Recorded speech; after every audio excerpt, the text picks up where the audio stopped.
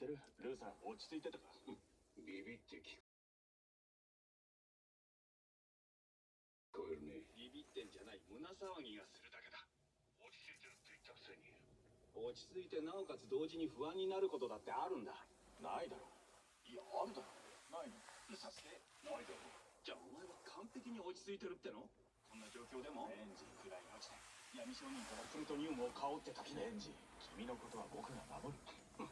安全を保証するベンチ。バンにいるやつはいいよな。現場に出たいって言ったのはお前だろ。今夜はバンの中にいたかった。